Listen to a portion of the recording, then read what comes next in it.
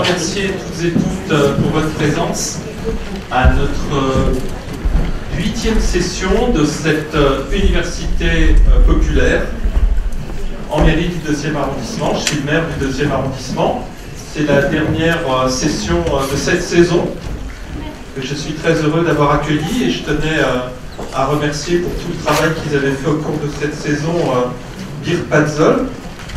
Birte, pardon. Et Christian Razilevitsi, cher Christian. Oui, c'est à peu près ça. Merci. Merci. Merci à vous. Merci à vous deux. Bienvenue à cette 8e conférence débat de l'Université populaire Demain, quels humains. Et je vais juste corriger un petit peu le titre, qui est quand même Cerveau, sexe et liberté. Et c'est Dorothée Benoît-Brovès qui va partir, enfin qui va parler de cette partie-là, alors que Catherine Vidal partira sur le sexe et le cerveau et le cerveau a-t-il un sexe, en quelque sorte, une différence homme-femme. Voilà, et aujourd'hui, nous avons donc l'immense chance d'avoir deux femmes du domaine scientifique, Catherine Vidal, neurobiologiste, et Dorothée Benoît-Brovès, qui ont coécrit un livre très précieux, et c'est justement le maire qui a mentionné le titre de ce livre-là, c'est Cerveau, sexe et pouvoir. Et pourquoi il est précieux ce livre? Parce qu'il remet en question pas mal d'idées reçues. Les idées reçues, vous en connaissez tous sur le masculin et le féminin.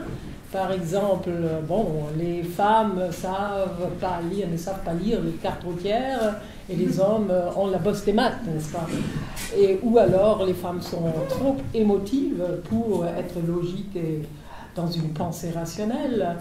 Et les hommes ont la science infuse et sont tout naturellement portés sur les sciences.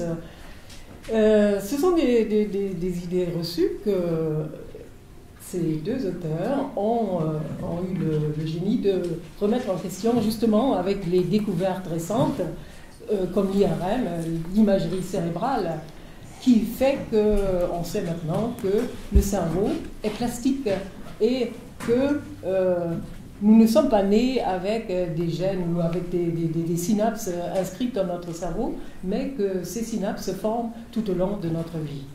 Donc pas de prédétermination. Par contre, ces idées reçues font beaucoup de mal chez les jeunes en particulier, chez les jeunes filles, chez les jeunes garçons, parce qu'elles formatent en fait nos désirs, nos ambitions. Et c'est pour cela qu'à l'Université populaire, ici, moi, j'ai eu beaucoup de mal à trouver des invités femmes. C'est-à-dire la parité est loin d'être atteinte. Alors là, vraiment loin. Nous avons eu une climatologue qui, justement, a conversé, a entré en dialogue avec le philosophe Patrick Vivray. Mais, je veux dire, même chez les philosophes, il y a une majorité d'hommes, très peu de femmes, depuis la cité grecque, où les femmes étaient incluses dans la gynécée. Donc, voilà, et comme on dit dès leur plus jeune âge, aux filles, les sciences, pas tellement pour vous. Donc, voilà les conséquences. Donc, nous avons du mal. Donc, aujourd'hui, d'autant plus de chance d'avoir Catherine Vidal, qui, elle, est neurobiologiste et auteure de beaucoup de livres de vulgarisation scientifique. Et je trouve que vraiment ça, c'est vraiment un atout extraordinaire pour savoir rendre les choses complexes, accessibles à tous et compréhensibles et vivantes. Et de se battre aussi contre les idées reçues comme elle le fait. Et d'ailleurs, son dernier livre, paru en 2012, était sur la bosse des maths, justement. Est-ce que les filles ont un cerveau fait pour les mathématiques? Beau titre et question.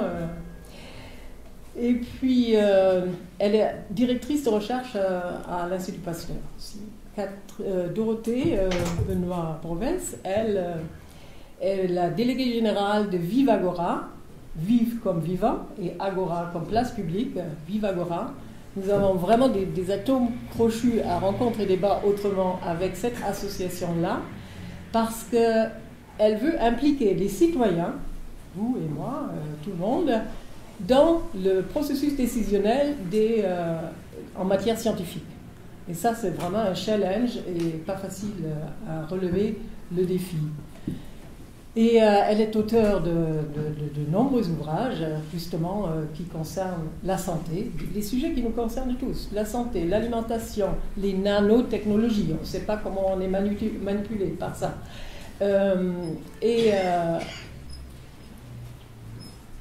Qu'est-ce que j'ai oublié? Oui, la première partie de cette soirée, aujourd'hui, de cette séance, va être assurée par Catherine Vidal, qui va nous parler de sexe et cerveau et sexe, et les différences hommes-femmes, masculin-féminin. Et puis la deuxième partie par Dorothée, qui, elle, nous parlera plutôt de la liberté, notre liberté, parce qu'elle est impactée par les écrans, les réseaux sociaux, tout cela, il y a une certaine manipulation derrière. On peut presque, elle parle en tout cas de coaching neuronal. Et aussi, la deuxième partie, ce sera les smart drugs, ou les smart pills, c'est-à-dire ces pilules de bien-être, soi-disant bien-être, qui nous enfument un peu et qui nous promettent monts et merveilles, surtout du dopage, et par lesquels aussi nous sommes pas mal manipulés. Donc je passe la parole à Catherine Vidal. Merci Catherine. D'accord. Alors, pour entrer dans le vif du sujet, je demanderai à Dorothée de passer la première diapositive. Ah, elle est là. Excusez-moi, j'ai des réflexes.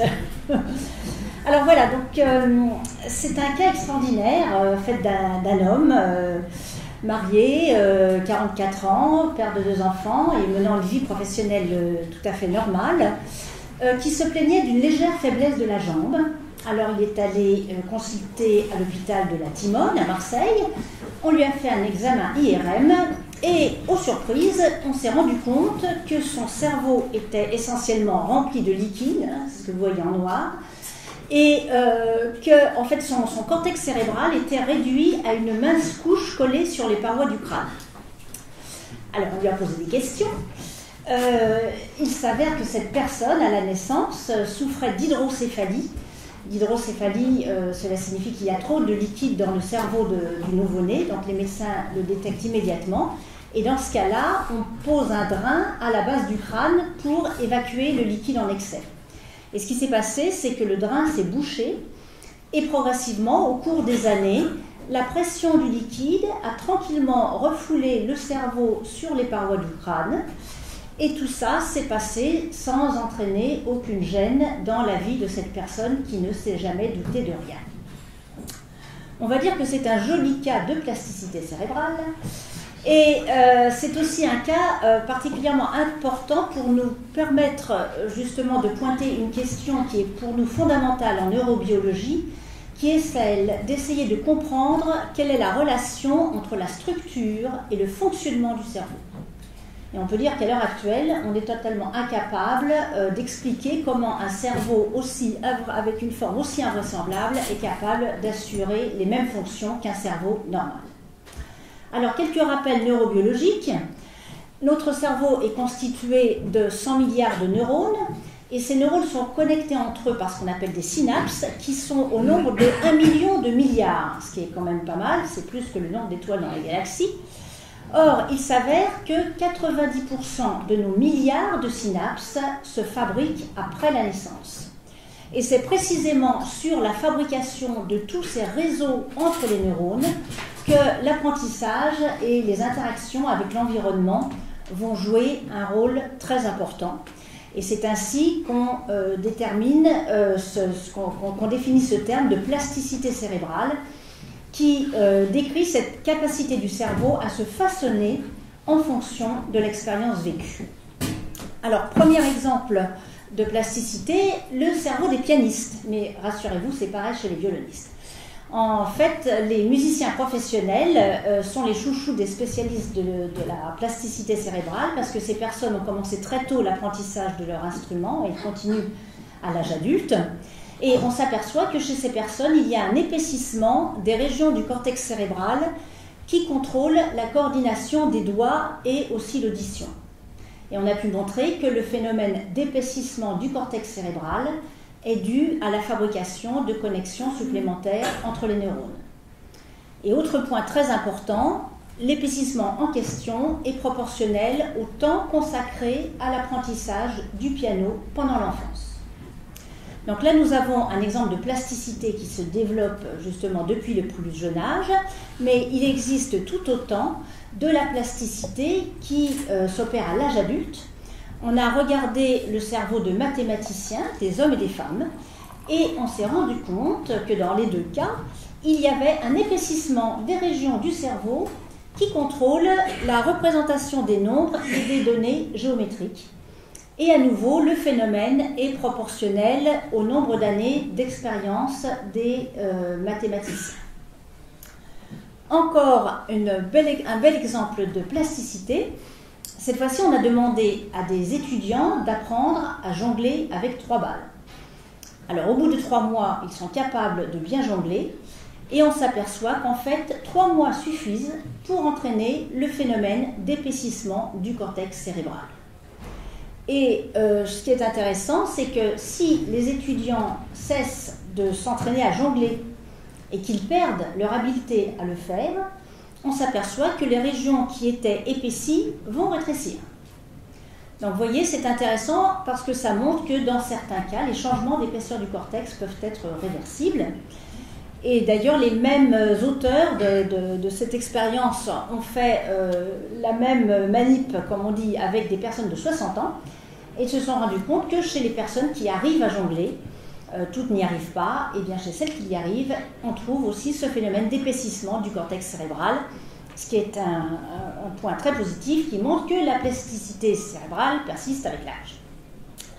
Alors, maintenant que vous savez tout sur la plasticité cérébrale, enfin tout ou presque, qui fait que notre cerveau se remanie en permanence à tous les âges de la vie en fonction des expériences vécues, ce point est très important à divers titres. Premièrement, c'est un point important dans l'interprétation des images en IRM. Vous comprenez aisément qu'une image en IRM, c'est simplement un cliché du cerveau d'une personne à un moment donné et rien de plus.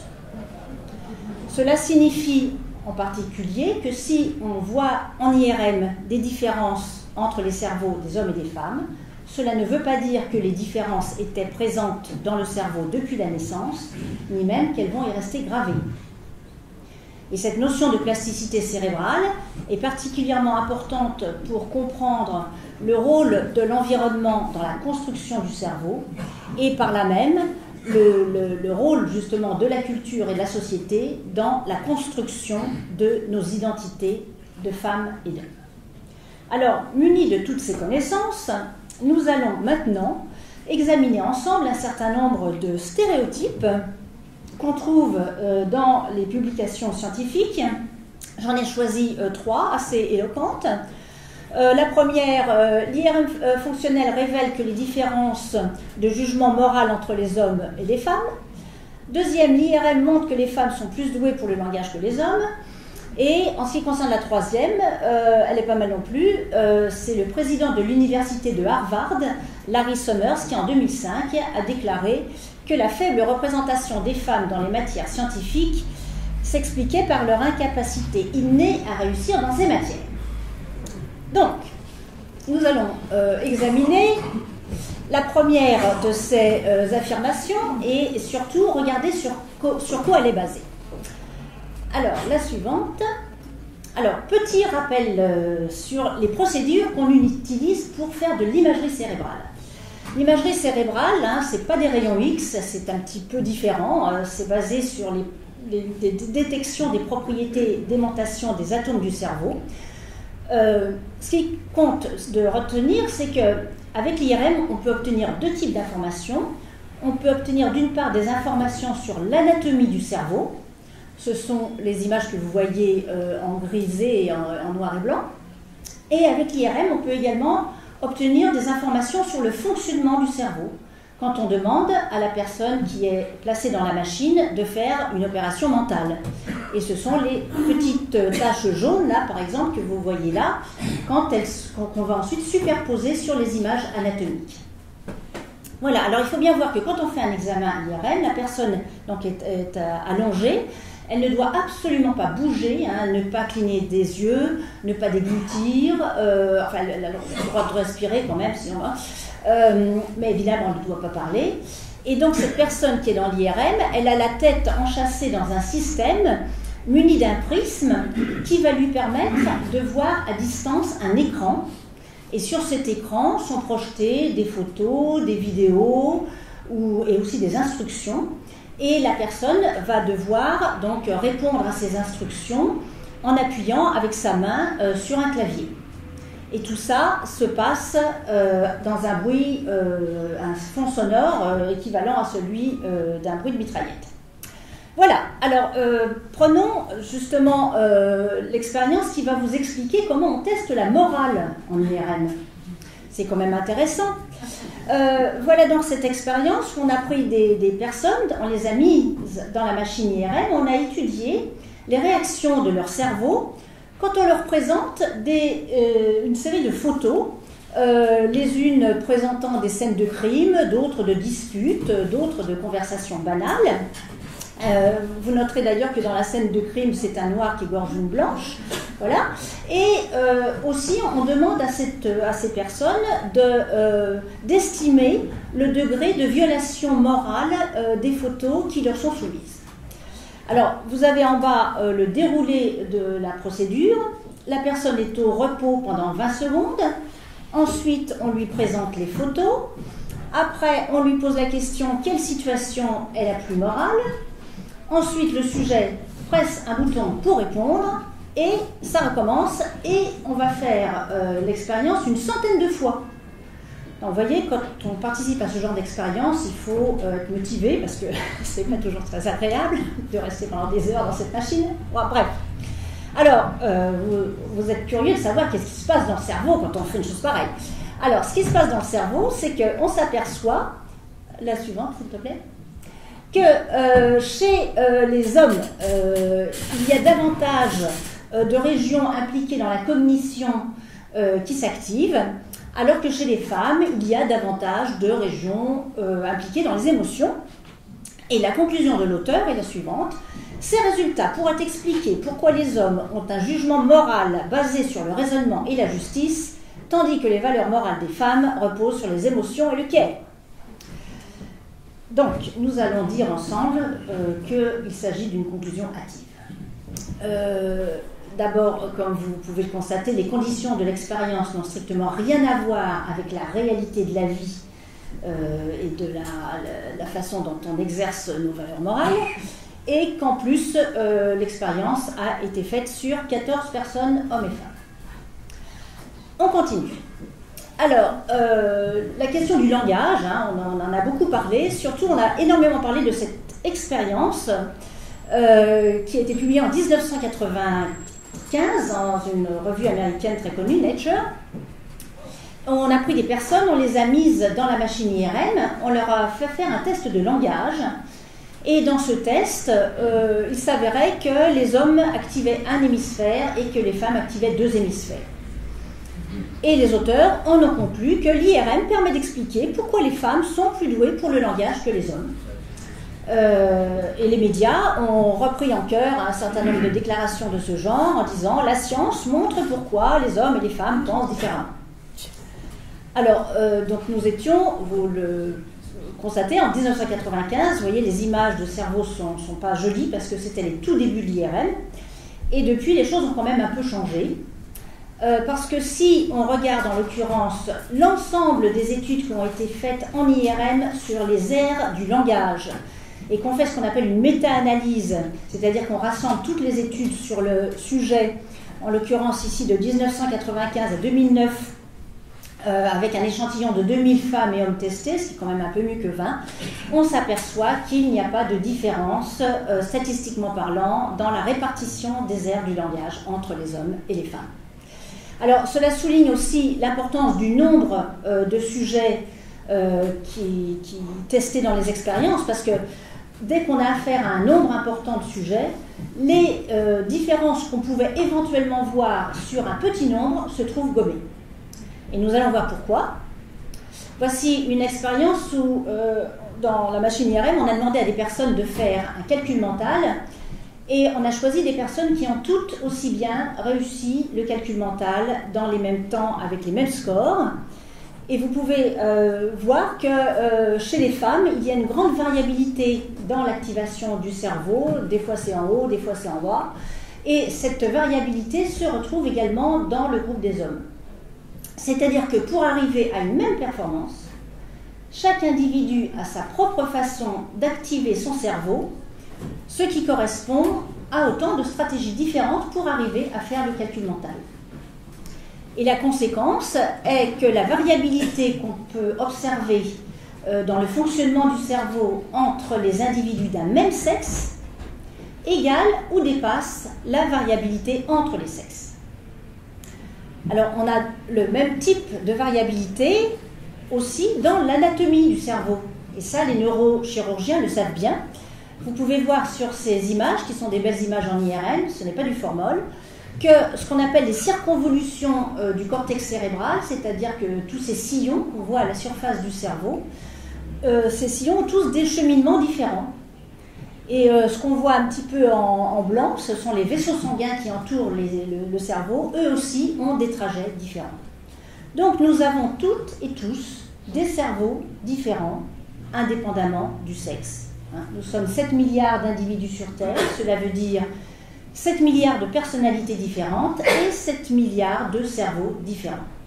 Et cette variabilité s'explique par justement les processus de construction de nos cerveaux, puisque nos cerveaux se construisent en fonction de nos expériences vécues, de nos apprentissages. Et comme personne ne vit les mêmes choses, cela signifie qu'on a tous des cerveaux différents.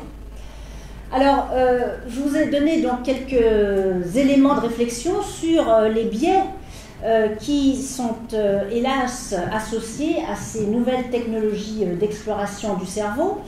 Il existe des biais, donc cela veut dire qu'il faut absolument que les expériences dont on va vous parler soient reproductibles. Il faut faire ce qu'on appelle des méta-analyses, c'est-à-dire qu'il faut travailler de telle sorte à avoir des échantillons de sujets qui soient testés, qui soient des échantillons suffisamment nombreux, parce que si on a des petits échantillons, on peut en déduire des conséquences qui ne correspondent pas en fait à la réalité. Alors un des gros problèmes de l'IRM, vous l'avez compris, c'est qu'il existe une fâcheuse tendance à réduire la personne humaine à une image colorée de son cerveau. Et ces capacités que l'on a maintenant de pouvoir comparer les cerveaux, que ce soit comparer des images entre les sexes ou bien entre des ethnies différentes, en fait, ce procédé encourage une classification hiérarchique, comme vous avez pu le voir tout à l'heure.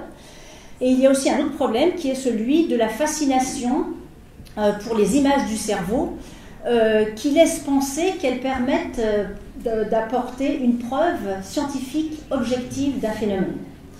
Et pour illustrer mon propos, avant de terminer, voici une expérience particulièrement intéressante.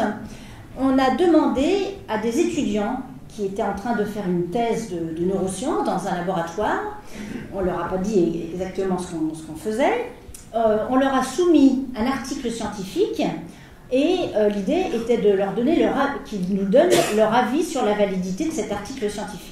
Alors l'article scientifique, en l'occurrence, c'est un article qui a été inventé pour la circonstance, il n'existe pas. C'est un article scientifique qui a toutes les allures, c'est comme le Canada Dry, d'un vrai article scientifique. Et la conclusion de cet article était que regarder la télévision améliore les performances en arithmétique car les mêmes zones du cerveau sont activées. Alors, Dans un groupe, il y avait deux groupes d'étudiants. Le premier groupe d'étudiants avait l'article en question, mais les illustrations de l'article étaient des graphiques, comme vous voyez à gauche, hein, c'est des histogrammes, où on voit que les deux histogrammes sont pareils. L'autre groupe d'étudiants avait le même article, le même texte, mais comme illustration des cerveaux, où on voit des calculs, c'est pareil. Et le résultat, hélas, a montré que le contenu scientifique de l'article était jugé plus crédible quand les résultats étaient présentés sous forme de cerveau. Donc vous voyez, il y a quand même un gros chantier par rapport à les techniques d'exploration du cerveau qu'on utilise à l'heure actuelle.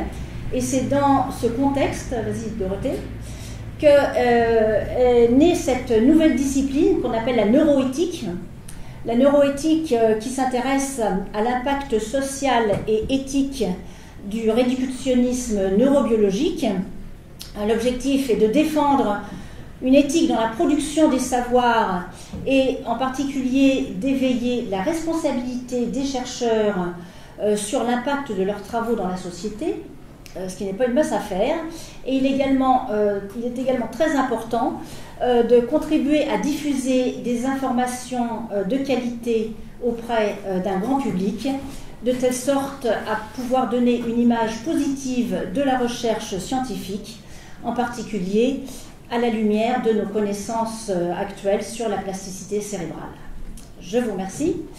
Et si vous voulez en savoir plus, la suivante, voilà, je vous renvoie à ces quelques ouvrages sur les cerveaux des hommes et des femmes. Le petit jaune, c'est sur la plasticité cérébrale, et le petit rose, c'est les filles ont-elles un cerveau fait pour les maths. Je vous remercie. Bonsoir à tous. Alors moi je vais intervenir de manière assez dans la continuité évidemment de ce que vient de dire Catherine, et avec je dirais juste mes mots sans l'appui d'un PowerPoint, parce que je dirais la réflexion que je vais vous proposer est justement adresse vraiment ces questions de responsabilité et de politique liées à ces usages des images du cerveau et à la société telle qu'elle évolue par rapport à ce réductionnisme dont a parlé Catherine. Pour être très concrète, je voudrais juste signaler qu'effectivement, quand nous avons écrit ce livre ensemble, j'étais journaliste encore à l'époque, enfin j'avais encore, oui, j'ai été quand même une quinzaine d'années journaliste et j'écrivais encore pas mal d'articles. J'avais d'ailleurs publié un article sur le neuromarketing dans Alternative économique, je pense 2003, quelque chose comme ça. Ce qui m'a intéressé dans notre travail commun, c'était d'aller voir quelle relation se jouait entre chercheurs et industriels, quels enjeux économiques étaient dépendants de ce que disent les chercheurs, de ce qu'ils publient et de ce que ça permet pour les politiques, pour les usages de ce neuropouvoir.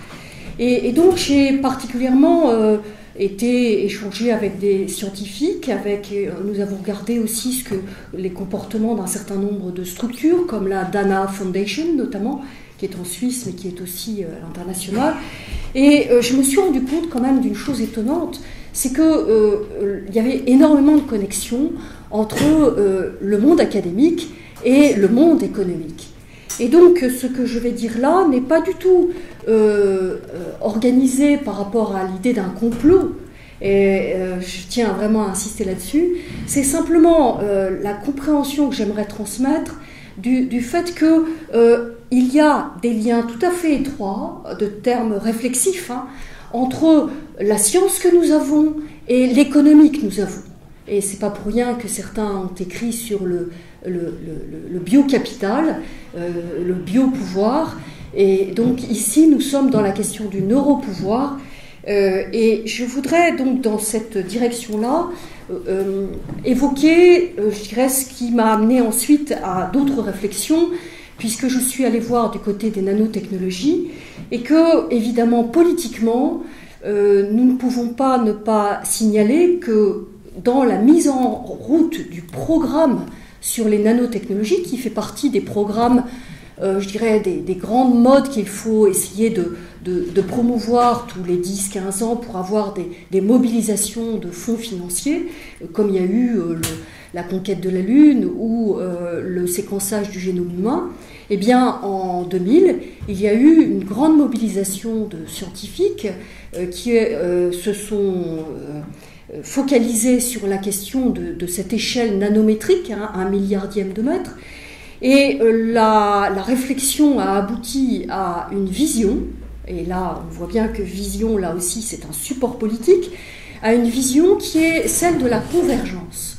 La convergence qui concerne la convergence NBIC pour nano, bio, info et cogniscience. Nous y sommes, on est bien dans le domaine des neurosciences, c'est-à-dire de ce qui va être fait du point de vue technologique à destination du cerveau.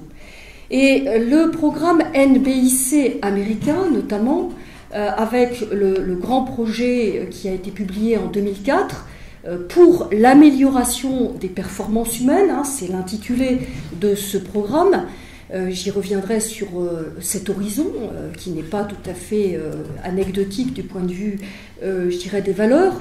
Eh bien, ce programme, il a été mobilisateur d'énormément de fonds financiers et il a mis en ordre de bataille les gens de la chimie, les nanomolécules, le travail donc, de la physico-chimie, les biologistes avec le champ de la biologie. Je rappelle que le diamètre de l'ADN, c'est 2 nanomètres.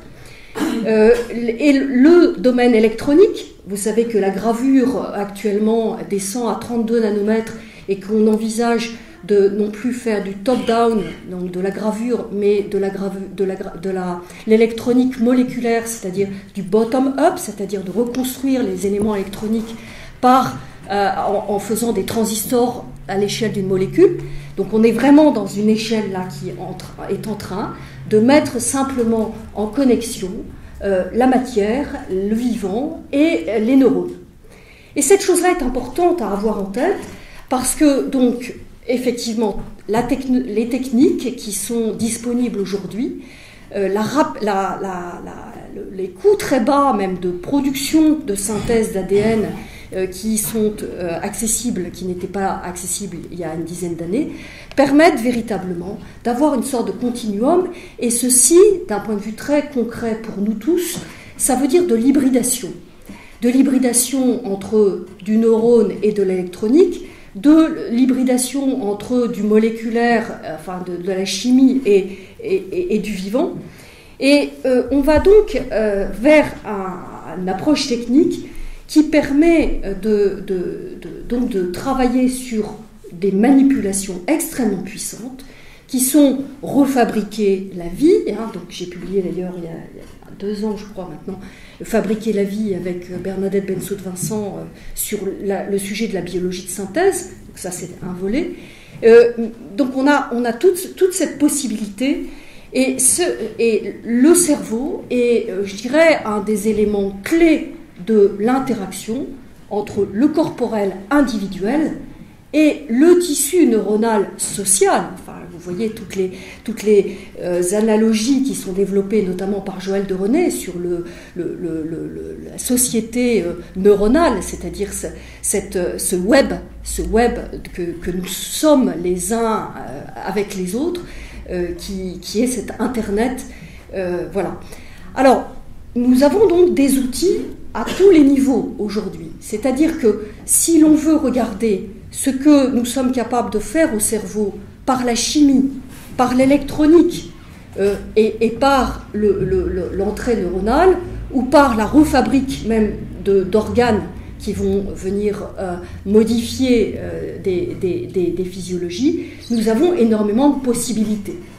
Je dirais que quand on regarde quelques éléments très simples aujourd'hui, simplement, enfin, le champ des drogues, des médicaments, vous le savez aussi bien que moi, devient une possibilité de jeu sur les comportements tout à fait puissant. Et vous savez qu'aujourd'hui, quantité d'étudiants préparent leurs examens en augmentant des performances de mémorisation par un certain nombre de molécules. Vous savez qu'on joue sur l'hyperactivité des enfants en leur donnant des doses importantes de Ritaline pour calmer ce type de comportement. C'est donc qu'on est en train de manipuler par des drogues les comportements qui sont déviants ou en tout cas inadaptés ou en tout cas insuffisants par rapport à l'injonction très très généralisée de la performance humaine. Et donc là, je reviens à mon affaire politique américaine, c'est que si l'horizon, c'est bien l'amélioration des performances humaines, on est sur une idée que la technique, les technologies et cette convergence, son objectif est bien d'aller vers plus de compétitivité et donc un individualisme, puisque c'est bien la performance individuelle. Alors, donc, il y a cet énorme marché des smart drugs qui se développe, pas seulement pour augmenter la mémoire, mais vous le savez peut-être aussi pour la supprimer. C'est très très gênant d'être attrapé par des mauvais souvenirs. Ceux qui ont fait la guerre le savent très bien. Si on peut effacer cela, c'est magnifique. Pour ceux qui ont des choses extrêmement difficiles à vivre, effaçons-le. Vous savez que les deuils sont de plus en plus instrumentalisés, ou en tout cas soutenus par des démarches techniques, parce que c'est insoutenable de perdre quelqu'un.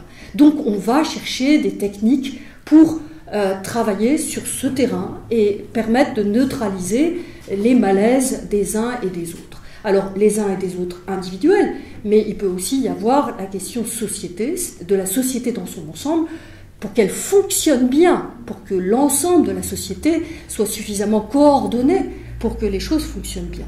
Et là, on tombe sur un deuxième volet, qui est que, effectivement, dans nos sociétés où, en permanence, nous sommes sur des écrans, nous sommes tracés, vous avez vu toutes les dernières informations, avec effectivement de plus en plus, et Alex Türk, qui était président de la CNIL, a beaucoup publié sur la perte d'intimité il y a déjà 4 ou 5 ans.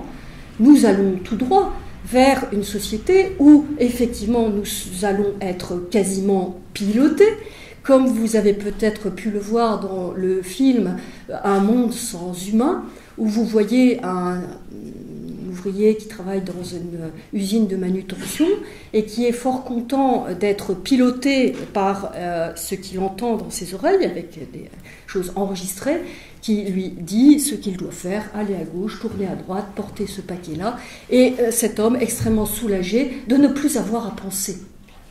D'ailleurs, certains ont une injonction récente pour dire qu'il faut surfer sur la pensée.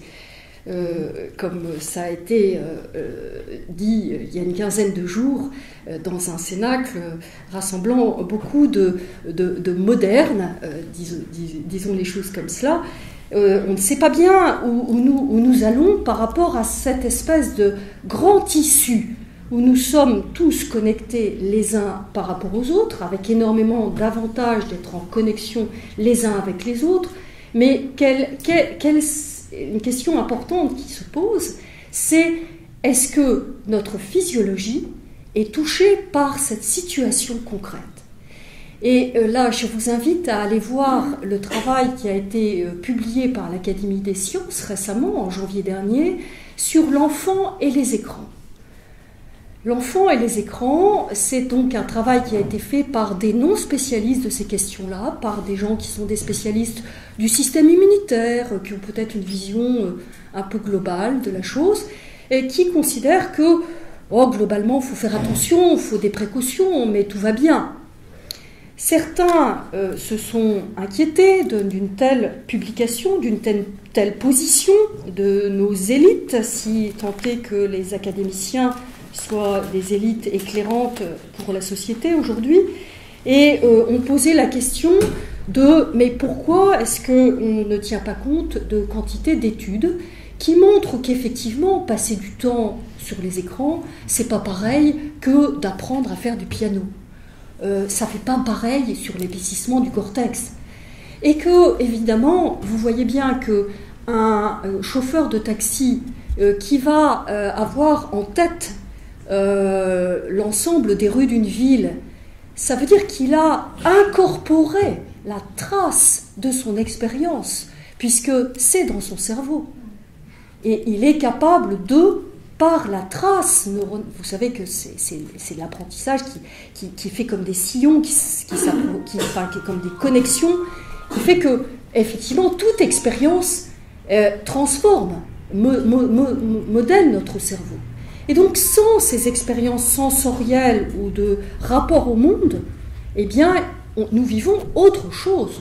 Alors, il ne s'agit pas de dire c'est plus, c'est moins, hein, mais je dis que c'est autre chose.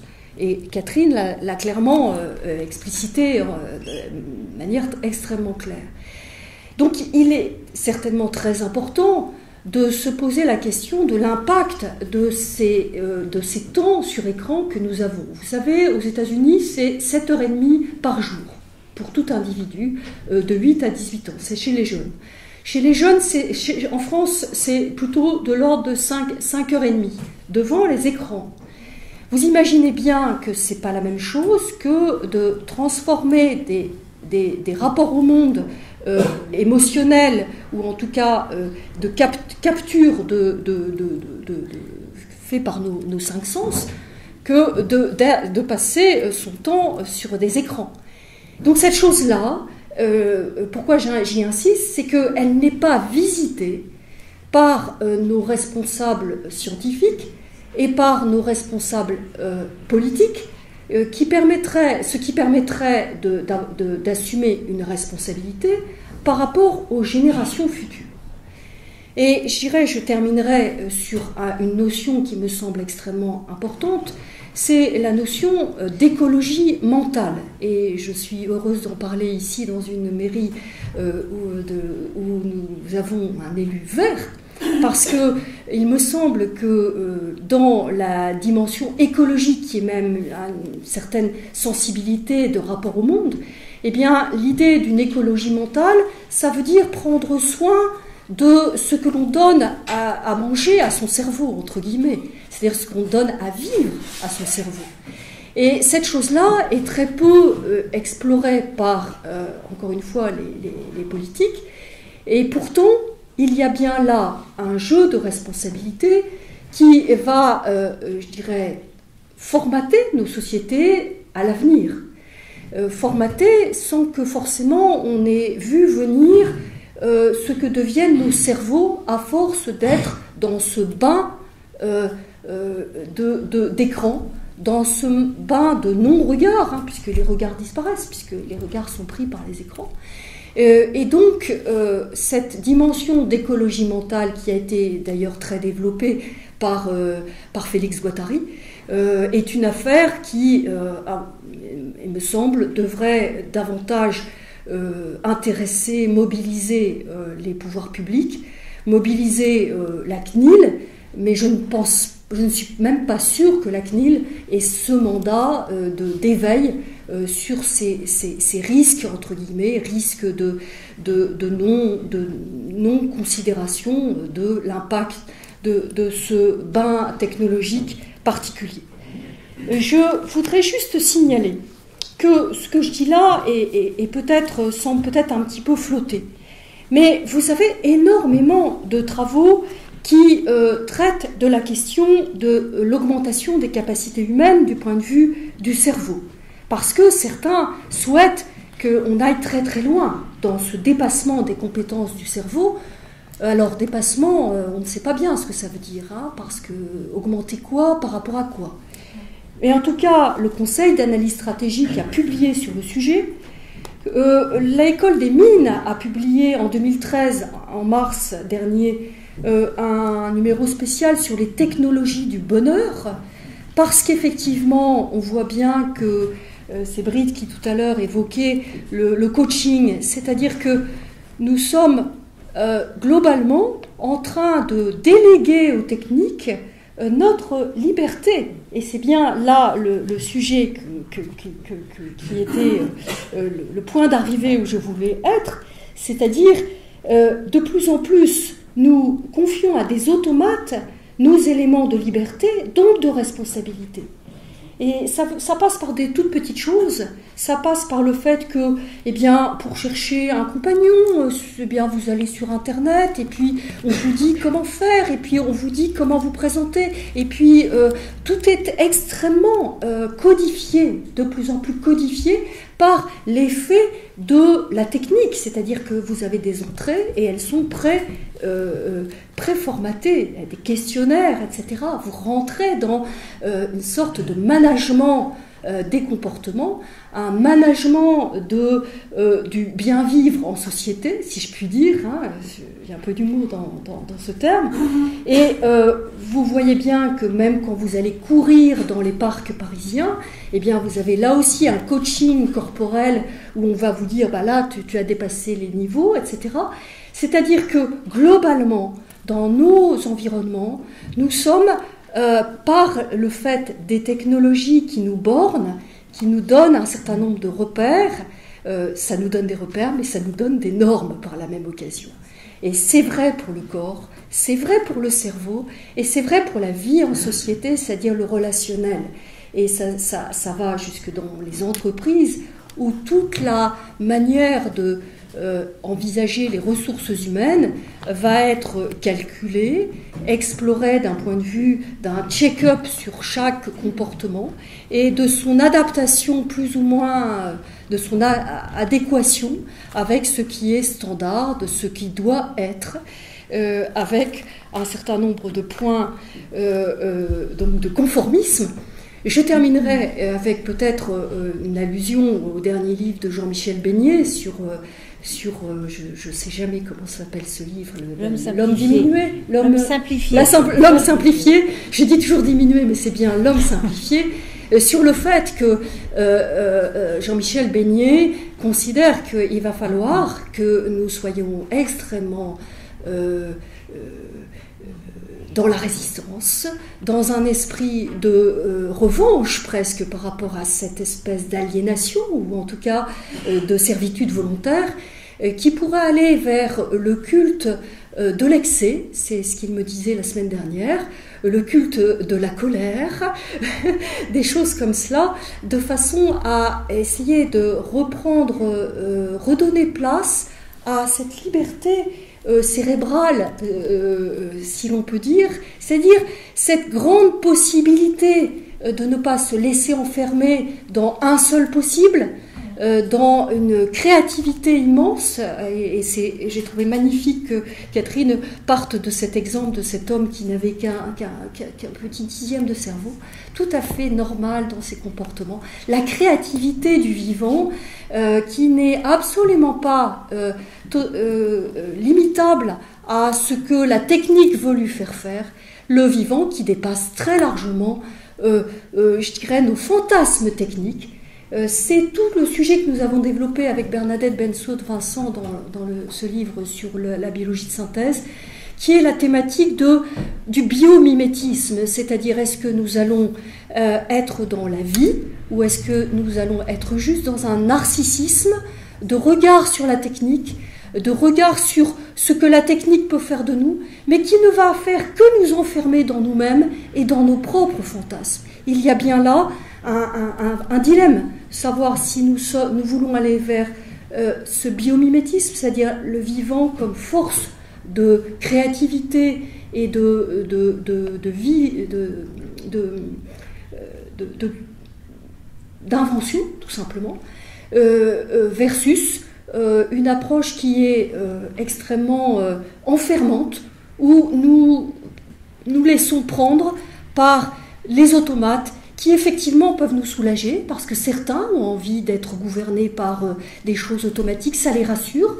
Je rappelle simplement qu'effectivement, après-guerre, il y a eu la cybernétique parce qu'on ne pouvait plus faire confiance à l'humain après la catastrophe, mais que justement, peut-être qu'aujourd'hui, avec notre résistance sur l'écologie, notre résistance sur l'écologie mentale, il est important de repointer cette dimension-là en se disant mais le cerveau n'est pas quelque chose qui est fermé, quelque chose dont on verrait tout par une espèce de transparence factice que nous donnerait, dont nous donne l'illusion l'IRM, mais bien plus quelque chose qui nous dépasse, qui peut nous emmener dans des capacités que nous ne connaissons pas encore.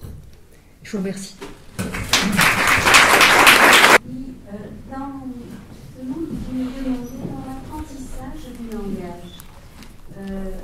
Moi, j'ai relevé une différence importante entre les garçons et les filles. Alors, est-ce que cette différence relève uniquement des déterminismes sociaux et du fait que les parents appellent davantage, par exemple, les filles à la parole? Ou est-ce que, voilà, c'est autre chose? Et au niveau des apprentissages des enfants, et notamment du langage. Oui, il y a eu un certain nombre, et même de très nombreuses études consacrées à ces questions. Et récemment, il y a une revue très intéressante faite par Anne Fausto-Sterling, qui a étudié, qui a fait ce qu'on appelle justement une méta-analyse de l'ensemble des études qui ont étudié tous les processus de développement des enfants, garçons et filles, de 0 à 3 ans.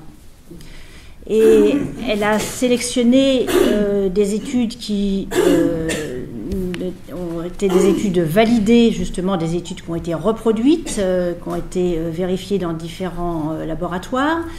Elle a aussi sélectionné justement des études qui ont été faites, comme on dit, en double aveugle. C'est-à-dire que l'expérimentateur ne savait pas quel était le sexe de l'enfant. Parce que ça, c'est très très important. Si vous menez des expérimentations, si il n'y a pas cette précaution-là, il y a toujours le risque de biais lié au regard de l'expérimentateur. Donc quand on rassemble toutes ces études, on s'aperçoit qu'en fait, dans tout le processus de développement des garçons et des filles, il y a extrêmement peu de différences. Il y a, au bout de quelques mois, il y a quelques différences dans le tonus musculaire des garçons qui est un petit peu plus développé que celui des filles, mais ensuite le tonus s'égalise autour d'un an. Et en ce qui concerne les capacités d'apprentissage, les capacités cognitives au sens large, on peut voir des différences, mais ces différences ne sont notées qu'à partir de 2 ans, c'est-à-dire à des âges où l'enfant a déjà été largement en interaction avec son environnement. Donc, ces études ne vont pas dans le sens de prédisposition innée qui différencierait au départ les garçons des filles dans tout ce qui concerne les fonctions cognitives. Sur votre sujet, donc l'identité sexuelle et cerveau, ne pensez-vous pas qu'il puisse quand même y avoir non pas de différence innée des cerveaux des garçons et des filles? Si on imagine une expérience fictive, on transplanterait le cerveau d'un garçon, même qui a eu une expérience dans le corps d'une fille réciproquement, qu'est-ce qui se passerait? Est-ce qu'il y aurait une modification comportementale? Est-ce que les tempéraments changeraient? Si c'est une question. Pour la question, est-ce que vous ne pensez pas qu'il puisse y avoir une influence, donc non pas génétique, non pas un câblage initial du cerveau, mais du schéma corporel, de la perception corporelle, qui n'est pas l'environnement extérieur, mais qui est le rapport au corps qu'un individu a, homme ou femme, qui puisse quand même induire des différences importantes de vécu, on va dire de vécu, puis après peut-être de centre d'intérêt. Ah, mais la question n'est pas de nier les différences entre les hommes et les femmes et entre les garçons et les filles. Nous sommes dans une culture et dans une société dans lesquelles il y a des normes qui régissent les règles des relations humaines. Et dans ces sociétés, nous avons des normes du masculin et du féminin qui nous imprègnent dès le plus jeune âge.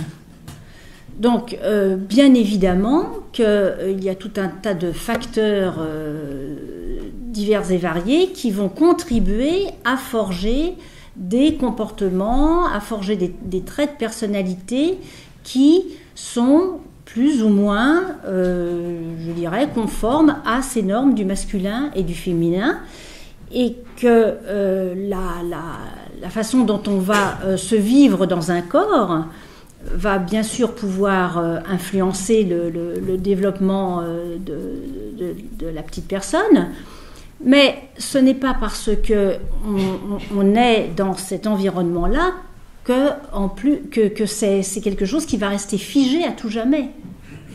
Pas du tout. Hein. À tous les âges de la vie, on peut changer d'idée, on peut découvrir des nouvelles motivations, on peut choisir de nouveaux itinéraires de vie. C'est ça qui est le plus important, c'est cette capacité de plasticité qui va faire que rien n'est inéluctable, même s'il y a eu dans l'enfance des imprégnations très fortes. Plus tard, on n'est pas forcément victime à tout jamais de ces imprégnations très fortes, et il y a 1000 exemples qui le montrent. Bonsoir. Et d'ailleurs, je voudrais juste rajouter par rapport à vos propos, qui complètent assez bien ce que Madame a dit juste avant. Vous nous avez mis en garde et alerté un petit peu contre les dérives de ce bain technologique. Et vous venez justement de rappeler qu'à tout moment, on a toujours la possibilité de choisir, de faire des choix, d'être éveillé, de choisir ses comportements, ses motivations, ses chemins, et de recréer en quelque sorte d'autres connexions qu'on aura la liberté de prendre justement versus ce qui peut nous être imposé par la société et le bain technologique.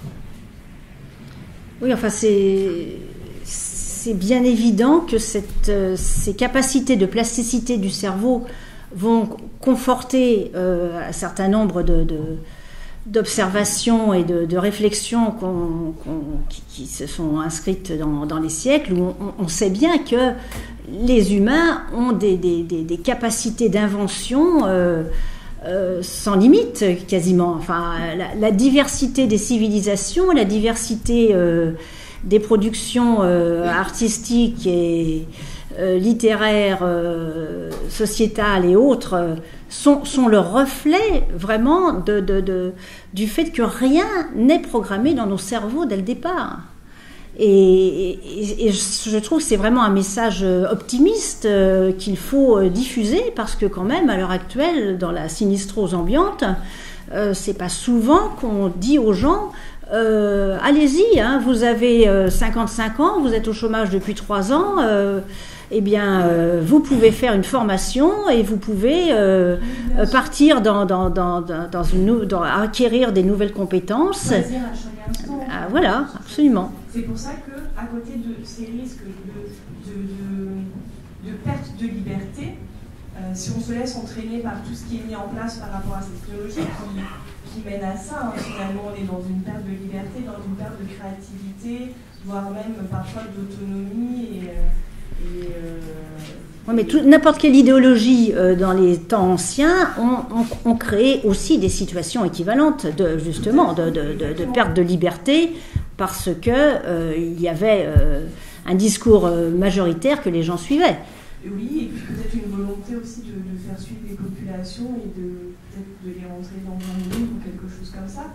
Mais en tout cas, comme vous l'avez rappelé très justement, chaque individu est capable à n'importe quel moment de se poser des questions et peut-être de sortir de ces schémas-là et de prendre en main son pouvoir, sa vie, ses décisions. Et c'est ce qui est justement le message à rappeler et qui est souhaitable d'encourager et de diffuser en permanence. J'apprécie beaucoup votre optimisme et celui de Catherine. J'ajouterais quand même enfin c'est pas petit, c'est même une nuance pas anecdotique. Sommes-nous libres d'avoir aujourd'hui tout seul l'économie qui nous va bien? Absolument pas. Nous avons un système économique charpenté, structuré par des techniques bien précises de placement, de finance, etc. Et donc, ça nous prend, nous sommes pris dans les mailles de cela. On peut tout à fait prendre cette analogie en pensant que les mailles Internet, ou en tout cas de la cyberdépendance, sont du même ordre. Et je ne suis pas du tout en train de vouloir jouer, vouloir faire peur. J'essaie simplement de regarder, d'être lucide. C'est-à-dire que nous sommes dans ce tissu-là. Et nous ne sommes pas hors sol, de moins en moins hors sol. Parce qu'en plus, nous n'avons même plus trop de territoire dans les villes. Dans les villes, nos connexions sont synthétiques. Donc il faut qu'on prenne soin de ces connexions synthétiques. Je prends ces termes cher à Bernard Stiegler, prendre soin de cela. Et je trouve que visiter ces technologies, il ne s'agit pas de les diaboliser du tout, il s'agit de les visiter pour les domestiquer, pour les faire à notre mesure, ou à notre goût, ou à notre harmonie d'humain. Or, cette chose-là se passe difficilement. C'est-à-dire, il me semble que nous traitons avec beaucoup de brutalité, du point de vue de ces connexions immédiates, du point de vue de ces courts-circuits que nous nous imposons, du point de vue du formatage que nous subissons. Et je suis impressionnée, je ne suis pas la seule, de la passivité qui est la nôtre face à un certain nombre de pertes, de choses qui pourtant peuvent être des valeurs, comme cette notion d'intimité.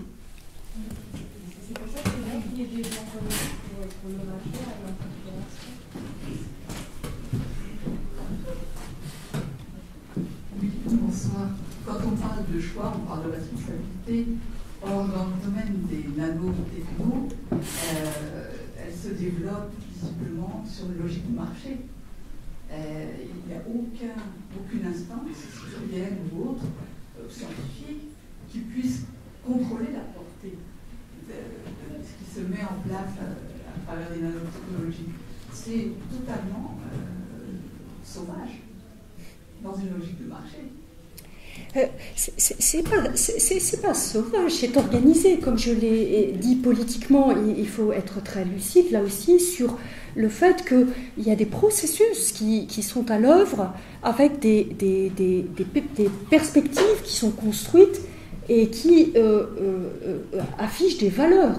Donc quand effectivement les Américains ont produit ce rapport sur la convergence pour l'amélioration des performances humaines en 2004. En 2002, 2 ans après, au niveau européen, il y a eu donc tout un travail et nous, comment on se situe par rapport à cela. Et l'Europe a pris une position différente en publiant le rapport CETEX pour la société de la connaissance, en disant nous ne voulons pas développer ces nanotechnologies pour les performances humaines, mais par les performances humaines. C'est-à-dire qu'il y avait une sorte de travail un peu de côté pour changer le cap et indiquer d'autres valeurs. Le fait est que ce qu'il faut regarder, c'est le réel, c'est-à-dire ce que font ces technologies au monde dans le réel.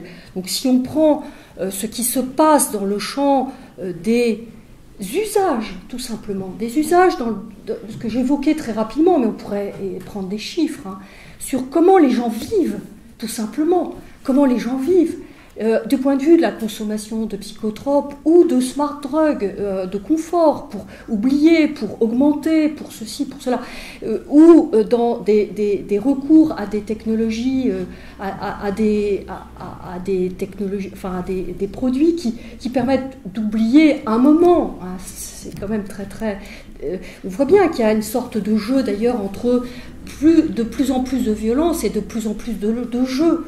Vous savez, le marché des jeux vidéo aujourd'hui, 60 milliards. Donc il y a un vrai jeu de plus on a d'aliénation, plus on va faire du ludique aussi. Et donc, moi, simplement, je ne suis pas en train de dire c'est la catastrophe, mais je pense important de dire, de montrer combien nos responsabilités sont engagées du point de vue de ce que ces techniques font à nos organismes, surtout s'il y a une empreinte physiologique. C'est-à-dire surtout si ces écrans mènent à une génération qui, dans 20 ans, auront une espèce de sensibilité au monde qui pourrait être modifiée. Alors moi je ne dis pas plus moins, je ne dis pas moins bien, moins, mais différente. Donc il faut quand même qu'on soit préparé à cette transformation des cerveaux, transformation du vivant. Vous voyez les puissances que nous avons sur le vivant avec la modification des organismes et la refabrication de micro-organismes sur mesure. Tout ça se tient, tout ça se connecte. L'électronique, j'en ai peu parlé, mais on pourrait aussi dire combien l'électronique vient dans le vivant, comment l'électronique pousse avec le vivant. Et tout cela nous fait un monde où nous allons être reliés automatiquement par nos comportements à un énorme système. Nous allons être en système. Mais on ne se donne aucun temps pour évaluer les effets. On est propulsé dans le court terme, mais à aucun moment on ne se donne les moyens de pouvoir évaluer les effets. Et nous n'avons pas les moyens, mais est-ce que nous les demandons? C'est-à-dire, est-ce que nous posons la question de l'alerte et de la vigilance collective par rapport à cela? C'est-à-dire, est-ce que nous ne devons pas un peu plus, justement, solliciter des études sur l'impact de ces écrans, solliciter des études sur la consommation très, très banalisée de tas de produits, tout un tas de situations qui sont liées à l'idée du confort, donc oublier les deuils, oublier les épreuves, etc. Et quand est-ce qu'on vit? Si on prend le domaine de la procréation, la demande de césarienne, de confort, c'est pareil, c'est la même chose. Tout est à ce niveau-là, c'est-à-dire la technique pour un confort, mais quand est-ce qu'on vit? Voilà. Il faudrait quand même préciser qu'il n'y a pas de transmission des caractères acquis dans la transformation du cerveau. C'est pas parce que des enfants sont souvent devant des écrans que leurs propres enfants auront un cerveau au départ qui aura été influencé par la pratique des parents. Il faut bien réaliser que non, c'est une transmission culturelle, c'est une transmission de mode de vie avec des nouvelles normes que justement les enfants vont intégrer très tôt, mais ce n'est pas une transmission en tant que telle. On est encore dans Darwin et pas dans Lamarck. J'ai une question à Catherine, justement. Dorothée parlait de jeux vidéo. Alors, il y a aussi des jeux formatés pour les filles et d'autres pour les garçons. Et on dit en général, les filles sont beaucoup moins addictes aux jeux vidéo que les garçons. Est-ce qu'on peut voir la différence là? Attention, généralité sur ce genre de choses. Tout dépend des pays, tout dépend de l'échantillon qui a été étudié, de la classe sociale des personnes qui ont été analysées dans l'échantillon. Pas prudence dans les interprétations hâtives. Ce qu'il y a, c'est que ce qu'on peut montrer justement sur les phénomènes justement de plasticité, quand on regarde une population de garçons et de filles et qu'on leur fait des tests de repérage dans l'espace pour des tests de rotation mentale en 3 dimensions, des tests pour se repérer dans un labyrinthe. Bon, souvent, les garçons ont des meilleures performances que les filles.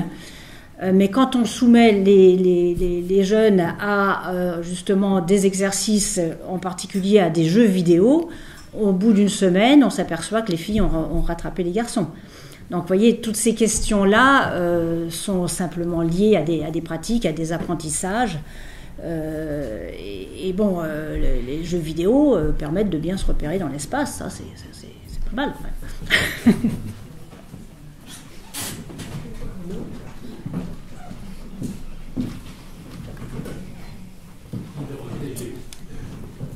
J'ai bien remarqué et plutôt apprécié vos remarques sur le rapport de l'Académie des sciences de janvier dernier sur l'impact des écrans sur les enfants.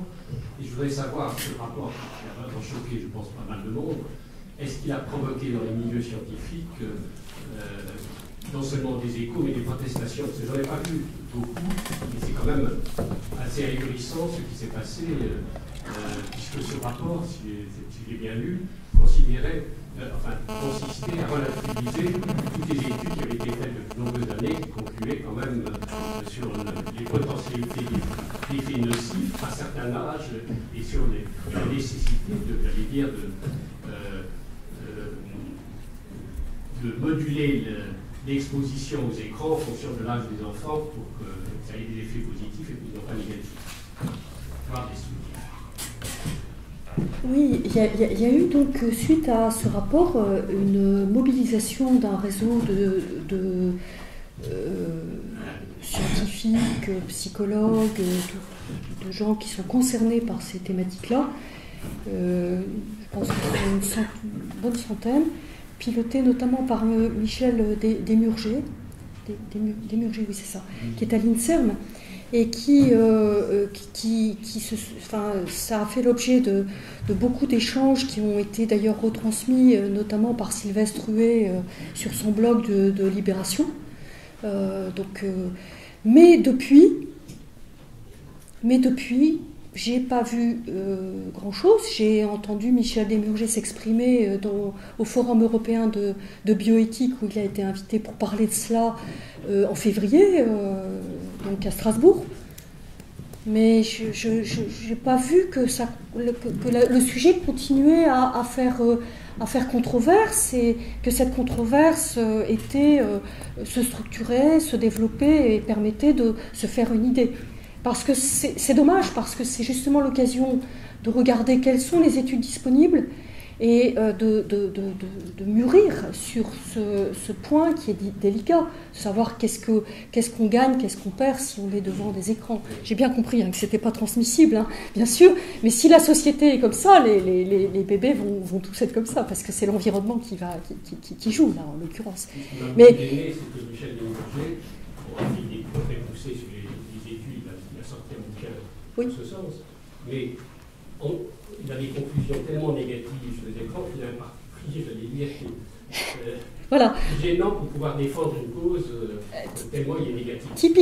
C'est typiquement une situation où l'Office parlementaire d'évaluation des choix scientifiques et techniques, l'OPEXT, qui a d'ailleurs publié sur les neurosciences pas mal de choses, des choses très très riches, pourrait s'emparer, j'irais dans d'autres pays voisins, il y a des processus normaux, on va dire, naturels, de débat sur des sujets comme ça, pour instruire les controverses. Et nous n'avons pas d'organes pour faire ce genre de choses. C'est fort dommage, parce qu'il y a une demande sociale pour se faire une idée. Et effectivement, il faut éviter de rentrer dans les caricatures. Et ce que vous dites est vraiment cela, c'est-à-dire que nous avons l'art en France de tout de suite être dans la polarisation, et qui dit polarisation dit stérilisation du sujet.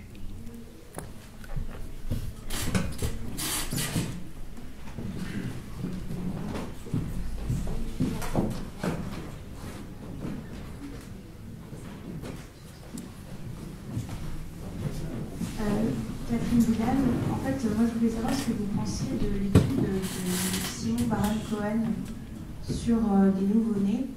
En fait, il a fait une étude... Oui, je sais. Je la connais très bien. Merci de poser cette question qui va nous permettre de remettre un certain nombre de remettre certains neurones à l'heure, on va dire. Comme vous le savez, il y a des débats sur justement les différences entre les cerveaux des garçons, des filles, des hommes, des femmes. Alors, dans tous ces articles scientifiques qui traitent de ces questions-là, c'est évident que quand on n'est pas soi-même dedans, qu'on n'a pas l'habitude de lire les articles en anglais, de débusquer justement les petits détails dans les méthodologies qui font que les résultats sont peut-être pas interprétés d'une façon prudente. Donc pour un large public, c'est extrêmement difficile d'arriver à ne serait-ce que se documenter sur ces questions-là. C'est difficile également pour les journalistes. Ça reste c'est toujours c'est la question qui nous intéresse depuis toujours avec Dorothée, c'est les rapports sciences et société. Donc, alors certains disent, oui, alors il y a une expérience très importante qui a été faite sur des bébés au bout de quelques jours. Quand les bébés regardent, il y a le visage d'une personne, les filles regardent plus longtemps le visage que les garçons. Et par contre, quand on lui montre un mobile avec des objets qui tournent, et ben, les garçons regardent plus longtemps les mobiles que les visages.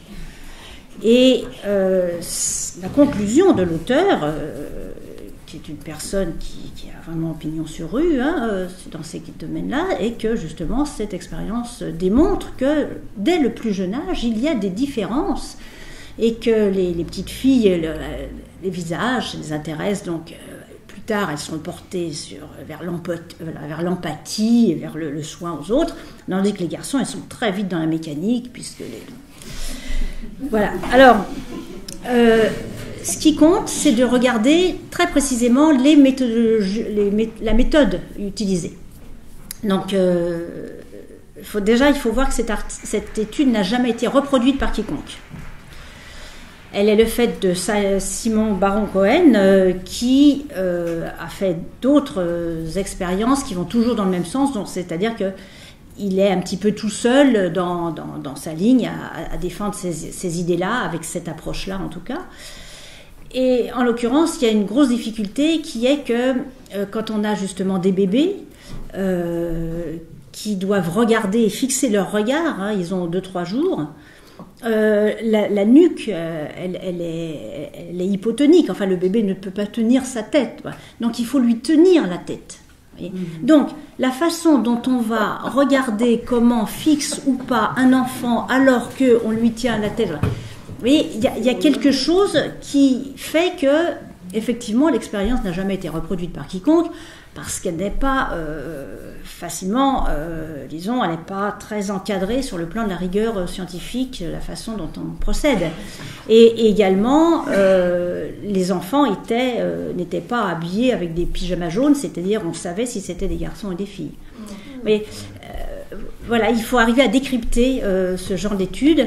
Alors, si vous voulez en savoir plus sur un certain nombre d'expériences dont on nous parle beaucoup, sur ces questions des différences, mais aussi sur les questions du déterminisme biologique, je vous conseille vivement d'aller voir un blog qui est hébergé par Le Monde, qui s'appelle Allodoxia, A2LODOXIA, qui est fait par une personne extrêmement compétente. Cette personne, elle est centralienne, elle a aussi un DEA de sciences cognitives. Là, elle fait en ce moment une thèse de sociologie, et ce qui l'intéresse justement, c'est son blog, ça s'appelle Observatoire de la vulgarisation scientifique, où elle analyse de façon extrêmement documentée et extrêmement vraiment rigoureuse les productions scientifiques, et ensuite comment les productions scientifiques sont commentées par les scientifiques eux-mêmes, et ensuite comment elles sont reprises dans les médias. Et il y a des tas de sujets qui sont abordés, qui sont absolument passionnants et avec une immense rigueur et beaucoup d'intelligence. Je voulais vous demander, et moi ça m'a fasciné les expériences sur les IRM et tout ça. Donc je voulais savoir si, moi je suis complètement ignorant sur ce sujet, si on peut ainsi déterminer tout un tas de zones dans le cerveau. Je pense à l'aspect médical, aux maladies psychiques, alors déterminer des zones, je sais pas, de dépression, d'addiction, pour, je sais pas, voilà, je voulais savoir si vous pouvez faire avancer toutes ces maladies psychiques, s'il y a des recherches là-dessus, si dans les années à venir, je pense que le cerveau retire la cellule et hop, on n'est plus déprimé. Voilà. Bon, il y a énormément d'études sur ces questions-là, et cette étude se heurte toute à une énorme difficulté qui est de trouver des marqueurs biologiques aux troubles mentaux. Parce que déjà, comme vous l'avez compris, essayer de faire une relation entre structure et fonction est en soi extrêmement problématique. C'est pas parce qu'on a un cerveau avec une forme bizarroïde que cela veut dire qu'on a des troubles mentaux. Et donc, tout ce qu'on veut mettre en œuvre pour, par exemple, tenter de dépister les enfants qui seraient des futurs turbulents, enfin des futurs délinquants parce qu'ils sont turbulents, et regarder leur cerveau en IRM, parce que ça se fait déjà aux États-Unis, où, soi-disant, on observe que chez des enfants de 6 ans, il y a des épaisseurs différentes du cortex, et donc il faudrait peut-être avoir un œil attentif, parce que peut-être ils deviendront plus tard des délinquants. Donc, vous voyez, le problème de l'imagerie cérébrale, elle peut être utilisée pour prédire des comportements, ce qui est extrêmement grave, connaissant justement nos énormes interrogations sur les rapports entre structure et fonction, et surtout quand on connaît la plasticité cérébrale. Voyez, donc on est dans des situations où, dans la communauté scientifique, il y a des publications dans des grandes revues internationales qui disent, voilà, moi je vous offre des méthodologies qui vont vous permettre de détecter des délinquants qui sont petits. J'ai aussi des moyens, si vous mettez des pédophiles dans des IRM, de prédire s'ils vont ou pas récidiver. C'est toute la question de ce qu'on appelle maintenant aussi la neurojustice, c'est-à-dire l'utilisation de l'imagerie cérébrale dans les cours de justice pour servir de détecteur de mensonges. On est dans un énorme sujet de société, et c'est pour ça que les neurosciences maintenant font partie des préoccupations, sont incluses dans les lois de bioéthique, parce qu'il est vraiment très important d'encadrer les pratiques des neuroscientifiques.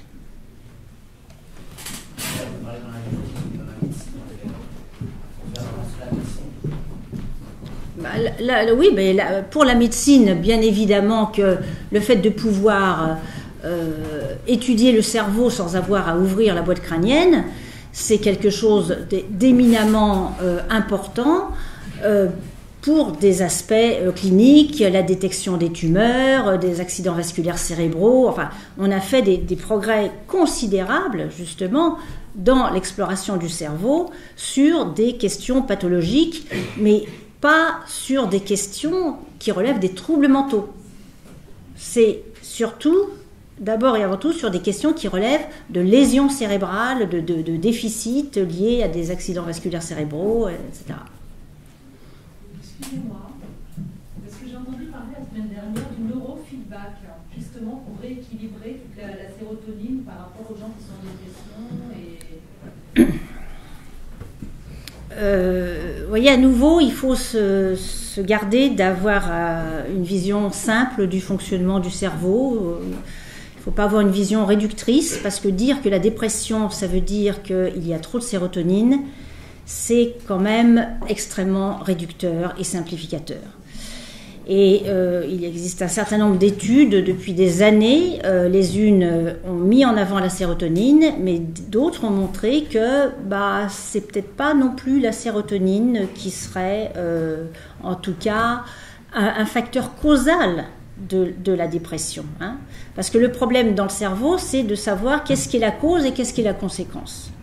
Et de toute façon, c'est pas une substance qui va expliquer un trouble mental, quel qu'il soit. Par contre, si on se focalise sur une substance, on va pouvoir vendre, l'industrie pharmaceutique va pouvoir vendre des médicaments qui sont ciblés sur la substance. Donc il y a intérêt à mettre la substance en avant. Et bon, vous êtes au courant maintenant du manuel de psychiatrie américain, la version 5 qui vient d'être publiée, qui va, hélas, dans ce sens, à vouloir tout réduire à des problèmes de connexion entre neurones, à des problèmes de neurotransmetteurs, comme si l'être humain se réduisait à des molécules chimiques et à des influx électriques. C'est un petit peu plus compliqué que ça, l'être humain, et heureusement. Oui, c'est là, je rappelle un philosophe que nous avons invité à notre première séance ici, Miguel Benassayag, et qui dit justement tout est organologique, je veux dire un seul élément n'a jamais C'est-à-dire ça passe dans un organe et il y a des réactions dans tout le milieu du corps. Et donc, ça ne peut pas marcher comme ça. C'est toujours à plusieurs... multifactoriel. Enfin, surtout, ce qui concerne le cerveau, on a 100 milliards de neurones et on estime que chacun de nos neurones est connecté à 10 000 autres. Ouais. Bon, ça, pour être compliqué, c'est compliqué. Donc, arrêtons d'avoir des visions simplistes sur le fonctionnement du cerveau. Oui. J'avais deux questions. J'en avais une chaque. Alors moi, je voulais revenir sur l'expérience des sexes. Sur le débat sur la fameuse théorie du genre. Je voulais savoir justement, à remettre en question les genres, tout simplement, de se dire que finalement le fait d'être un homme ou le fait d'être une femme relève de la construction sociale. En l'occurrence, il y a tout un débat au niveau de l'éducation des enfants qui est donné dans les livres scolaires. Est-ce qu'on peut s'inquiéter ou pas, finalement, de ce qui relève justement de cette théorie, d'une déstructuration des personnalités, parce que ce qui structure nos personnalités, finalement, c'est le fait qu'on puisse être déterminé dans notre genre aussi. Donc voilà. Deuxième question, en fait.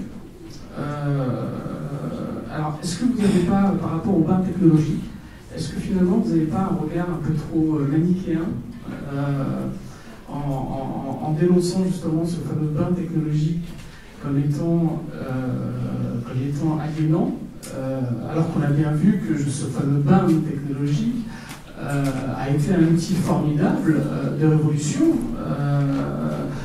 de peuples opprimés. Donc finalement, ce bain technologique, je veux dire, il ne suffit pas de nous débrancher de nos ordinateurs pour pouvoir être libérés. Je pense profondément que cette question mérite une réflexion davantage poussée. Alors, le genre. Tout d'abord, le terme théorie du genre est un terme fallacieux. Parce que le genre, ce n'est pas une théorie, c'est un concept. C'est un concept qui décrit les processus de construction sociale et culturelle de nos identités de femmes et d'hommes, et qui décrit comment ces processus de construction sociale ont entraîné des hiérarchies dans les sociétés entre les hommes et les femmes. Donc ce concept de genre est partagé par de très nombreuses disciplines, des sciences humaines et sociales, philosophie, anthropologie, histoire, sociologie, psychologie. Et donc ce n'est pas du tout une théorie hypothétique, non scientifique, qui finalement va passer et va être invalidée. Alors, vous comprenez bien que quand on dit le genre c'est une théorie, donc on met complètement en doute ce concept, qui est le fruit d'énormes travaux, d'énormes recherches dans toutes ces disciplines. Et maintenant, la neurobiologie vient justement enrichir le concept du genre, puisque la neurobiologie montre, grâce à nos connaissances sur le développement du cerveau et sur la plasticité cérébrale, comment justement le petit humain se développe donc dans cette interaction avec son environnement qui va contribuer à forger son cerveau et la façon dont les enfants aussi vont pouvoir donc s'identifier au masculin et au féminin en fonction des interactions avec leur environnement. Donc c'est très important parce que l'ensemble de ces disciplines montrent que le sexe biologique ne suffit pas pour faire une femme ou un homme. Donc ça, c'est un point très important, c'est-à-dire que le genre, la notion de genre, le concept de genre, ne nie pas la biologie, il l'intègre. Donc, une fois qu'on a posé ces choses-là, donc ça nous permet d'avoir un peu plus de recul par rapport à certaines idéologies qui voudraient faire croire que le genre est une théorie, et c'est d'ailleurs les mêmes qui utilisent le terme de théorie pour parler du darwinisme. Hein, les créationnistes disent qu'il existe la théorie darwinienne, comme si, pareil, hein, comme si c'était simplement une théorie hypothétique, non prouvée, alors que, bon, là, Darwin, au départ, bien sûr, c'était une théorie, parce que tout le pouvoir, la description de Darwin à l'époque et toutes les hypothèses qui étaient les siennes, ces hypothèses, elles n'étaient pas énormément étayées à l'époque. Il y avait des observations qui lui a permis de poser des hypothèses. Mais depuis, ces hypothèses ont été complètement vérifiées. Et elles ont été en particulier complètement vérifiées par la biologie moléculaire, qui montre que tous les êtres vivants, quels qu'ils soient, sont fabriqués avec les mêmes briques élémentaires. Donc on continue à parler de la théorie de Darwin parce que historiquement ça s'appelait la théorie de Darwin, mais maintenant on pourrait dire le concept darwinien plutôt que la théorie. Je vais être très courte, madame, pour vous laisser la parole. Sur la question que vous évoquez, monsieur, de ce manichéisme, je suis un peu désolée si j'ai donné cette impression de considérer que vraiment la technique c'était l'ennemi. Pas du tout, pas du tout. La question que j'essaye de développer, c'est de notre responsabilité de choisir les techniques qui nous font du bien. C'est tout à fait autre chose. Ce que j'essaye simplement de dire, c'est qu'il y a un processus que j'ai peut-être pas décrit suffisamment, mais qui est peut-être un peu éloigné de la question du cerveau, c'est pour ça que j'y suis pas venue, qui est que nous développons des techniques qui sont des systèmes, des effecteurs, des systèmes leviers. Nous avons, je dirais, nous essayons de développer des choses qui nous permettent de mieux vivre. Certainement, la technique est faite, elle est en lien avec nos aspirations. Ce qui se passe dans l'ampleur des développements et de la transformation du monde, et notamment du monde vivant, c'est qu'il y a une sorte de système hors sol qui se développe, que je dis avec ce terme-là, qui est qu'il y a une sorte de disqualification de ce qui est vivant ou de ce qui est corporel par l'approche technique qui est complètement connectée à l'idée d'information et de donner forme à la matière, donner forme au vivant et de donner le signal pour faire. Et cette généralisation de cette posture-là me semble problématique si on la pousse au bout. Et c'est ce qui me semble apparaître là, et d'autant plus inquiétant que si ça se connecte entre nano, bio, info, cognition. C'est ça que je voulais dire. Ce que je voudrais ajouter, juste pour terminer, c'est que dans ce qui vient d'être discuté sur les maladies mentales, monsieur tout au fond, et cette réflexion sur est-ce que nos technologies permettent de voir mieux, de déterminer ce qui va nous arriver, que ce soit par la génétique ou par les images cérébrales. Je voudrais juste attirer notre attention ensemble sur notre ambivalence. Notre considérable ambivalence par rapport à cela, parce que ça a beaucoup de conséquences. Nous voulons à la fois qu'on nous donne l'idée de la causalité. Si je fais comme ça, c'est parce que je suis mue par, c'est parce que je suis fait comme ça nous libérerait d'une certaine manière. Il y a une attente sociale à dire je veux avoir les gènes qui expliquent comment je suis, je veux avoir les images du cerveau qui disent que oui, voilà, je suis responsable à cause de ça. Et cette chose-là aussi est un point important. C'est-à-dire qu'il va, là aussi, les scientifiques devraient peut-être être un peu plus prudents sur l'expression de la limite de leurs outils, de la performance des outils. Parce que sinon, on a une sorte d'aspiration à avoir des clarifications, des simplifications qui s'engouffre sur la possibilité, enfin sur ce que proposent les scientifiques, et qui fait que, en fait, on est juste dans quelque chose qui nous traverse depuis des siècles, qui est la volonté de mettre des catégories, et que, ben voilà, si la technique, la science peuvent mettre ces catégories-là, ça sera très bien. Hein. Donc là, on est très très ambivalent, et je pense que là, il y a toute une dimension d'exploration, vouloir la liberté. Là encore, une fois, on tombe sur la liberté. La liberté, ça veut dire de la responsabilité derrière. Hein. Donc, quelquefois, ça fait un peu peur.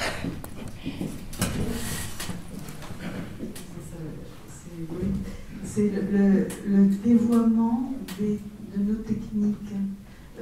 L'IRM, c'est très bien pour trouver une tumeur, mais l'IRM ne filme pas la pensée. Et ça me renvoie en fait à d'autres époques. L'époque où on a commencé à faire des mesures, par exemple, mesurer la forme du crâne, pour en tirer des conclusions sur, avec ces mesures-là, ça ne peut être qu'un assassin. Ça m'envoie aussi à ce qui a été fait des descriptions, il n'y a pas si longtemps, des Juifs, description des visages des Noirs, des Indiens qui ne pouvaient pas avoir d'âme. On en arrive à la controverse de Valladolid dans cette histoire. Et on joue aux apprentis sorciers avec des techniques qui ne sont pas faites pour mesurer la pensée. Autant on peut observer, regarder, supputer, imaginer, mais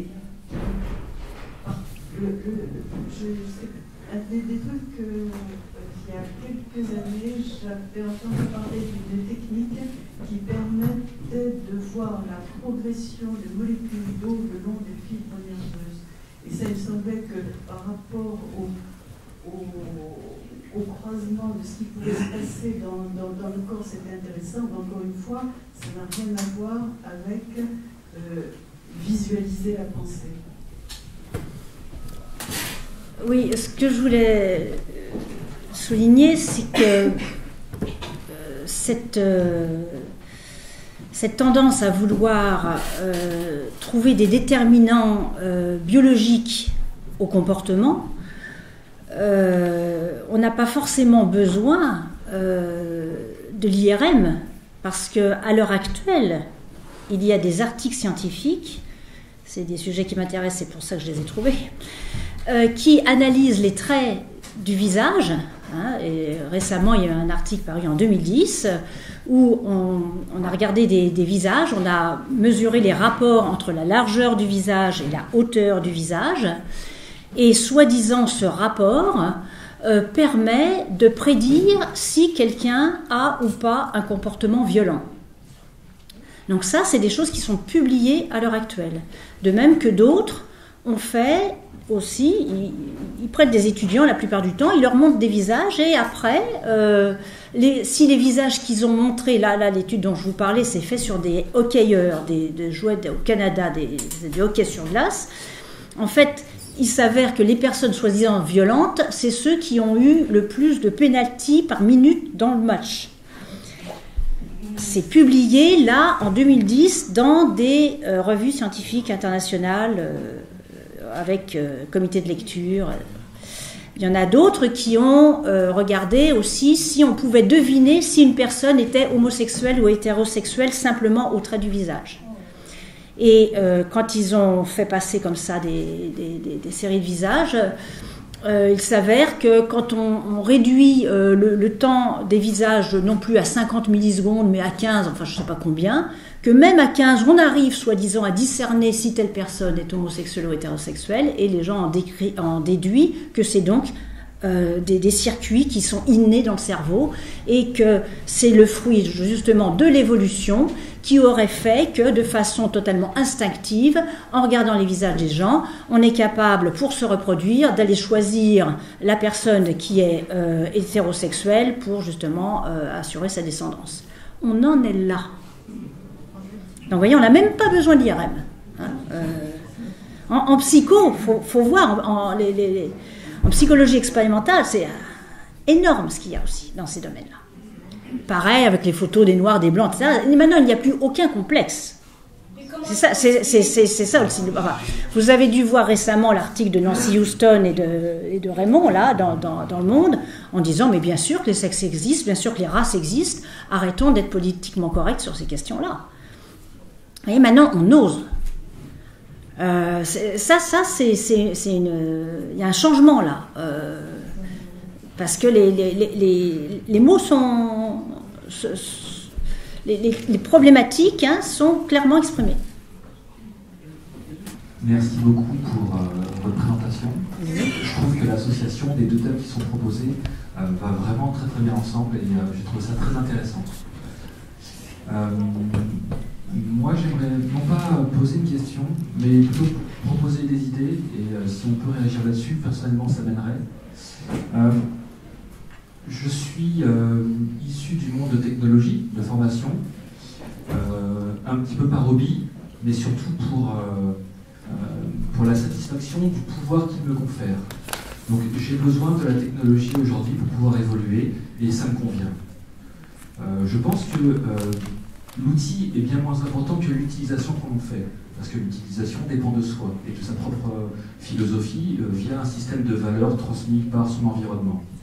Donc en ce sens, la technologie pour moi est une chose extraordinaire pour l'homme, cette capacité à être augmentée, que ce soit pour pallier une défaillance génétique, un accident de la vie, ou alors par l'envie d'aller beaucoup plus loin. Je trouve que c'est une très très bonne chose pour l'espèce humaine. Et je me positionne vraiment d'un point de vue macroscopique quand je dis ça. Maintenant, et ce qui me pose problème, c'est cette capacité qu'a l'espèce humaine à utiliser les moyens qu'il a aujourd'hui pour pouvoir régir sa communauté. Voilà, et c'est sur ce point-là que j'aimerais réagir. La technologie, aujourd'hui, peut nous permettre de nous dégager énormément de temps pour pouvoir évoluer.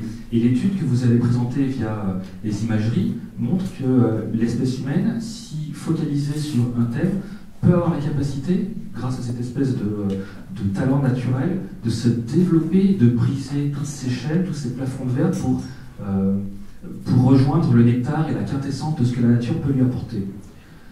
Et donc, en ce sens, je trouve que c'est extraordinaire ce qu'on pourrait être capable de faire si nous n'étions plus attachés à des principes, ou du moins à des tâches qui nous empêchent de nous développer. Et c'est en ça où je m'interroge. Dans une situation peut-être un petit peu futuriste, on pourrait aujourd'hui supprimer le travail. Je me projette dans 100 ans, la technologie nous a permis de développer des machines, des systèmes d'information, des mécanismes permettant à l'espèce humaine de se détacher, de se décharger de certaines tâches, et de beaucoup de tâches. Ce qui me pose problème, c'est est-ce que, quelque part, à trop développer la technologie, on ne se détourne pas d'un chemin de lumière qui est celui du système de valeurs et de repères. Ce qui est important, c'est moins d'avoir des machines que de savoir se comporter en société et d'être capable de trouver un chemin pour avancer dans à la fois son bien-être individuel et le bien-être de la communauté. Du coup, est-ce que, au travers de tout ce que vous nous avez dit, et peut-être au travers de votre réseau, des gens avec qui vous travaillez ou des gens avec qui vous échangez, est-ce que vous avez une vision un peu plus agréable à nous proposer, parce que l'outil matériel, il est tellement développé que, d'une certaine façon, si l'humain n'a pas la capacité d'avancer à ses côtés, il va se retrouver dépassé, débordé. Et donc, du coup, la partie augmentation sera destinée à qui dans notre société? Qui aura l'opportunité de jouir de l'augmentation que peuvent proposer les machines ou les techniques d'information? Et du coup, quels vont être les impacts pour ceux qui n'auront pas les moyens d'avoir cela? Donc, est-ce que quelque part, il n'y a pas une problématique qui va se proposer à nous, alors sans parler d'organismes génétiquement modifiés, sans parler de biocontrôle? Moi, je parle de bioéthique.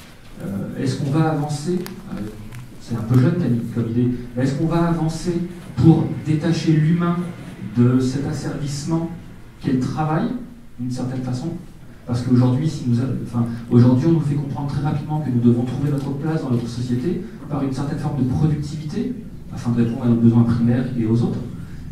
Mais ce principe de fonctionnement, ce principe éthique est trop enfermant, et on le voit très bien via les IRM que vous nous avez montrés, que l'envie de se dépasser, l'envie d'exceller, peut nous permettre d'aller très très loin et du coup de nous améliorer, et ainsi de faire profiter cette amélioration à toute la société.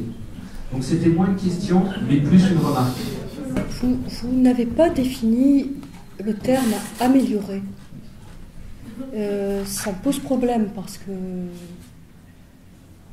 Qu'est-ce que vous entendez par « améliorer l'homme » ? Vous avez dit « dépassement », mais dépassement de quoi ? De qui ? De quoi ? Enfin, c'est très embarrassant parce que, si vous voulez, et je pense que notre présentation commune le montre, nous sommes des êtres historiques. Nous traversons, nous avons une histoire et nous construisons par l'histoire. Qu'est-ce que vous voulez améliorer ? Vous voyez, enfin, je sais pas par quel... Il y a une fiction sur ce terme de l'amélioration. C'est pour ça que je vous renvoie un peu dans vos buts, excusez-moi, parce que qu'est-ce qu'il pourrait y avoir comme image ? C'est comme quelqu'un sur un chemin et vous lui demandez, il se demanderait quelle amélioration du chemin produire. Vous voyez, il y a un cheminement.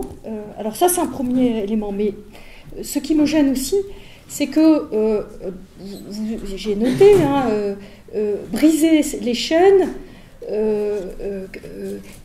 c'est quoi ? Alors, les chaînes, ça a l'air d'être le travail, dans ce que vous dites. Est-ce que c'est... l'extraction de notre condition humaine en tant qu'être biologique, vous n'en avez pas parlé, est-ce que c'est ça que vous entendez ? Mais vous voyez, il y a énormément de choses qui se mélangent dans votre question, et puis vous parlez du travail comme une place dans la société productiviste. C'est pas forcément ça le travail, hein. Donc il y a énormément de choses à aller revisiter dans votre parcours.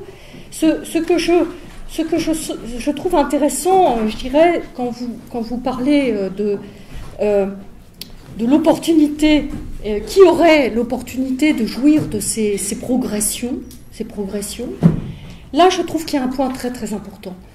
Parce que serait un humain sans solidarité ? Tout simplement.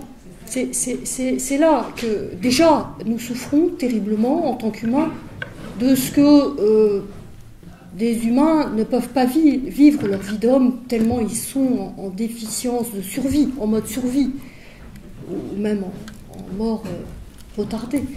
Donc cet aspect-là est extrêmement important. Moi, ce que je vous invite à aller voir, c'est peut-être, bon, c'est vrai que c'est une écriture compliquée, mais dans les travaux de Peter Sloterdijk, le philosophe allemand, qui a écrit ce livre « Règles pour le parc humain », sa démarche est bien de dire que nous avons cru à un moment, nous avons développé l'humanisme en pensant que ce qui pouvait nous aider à grandir en société, je dis bien grandir en société, c'est pas pareil que l'amélioration, c'est le travail sur soi, le travail collectif de civilisation, pour faire court.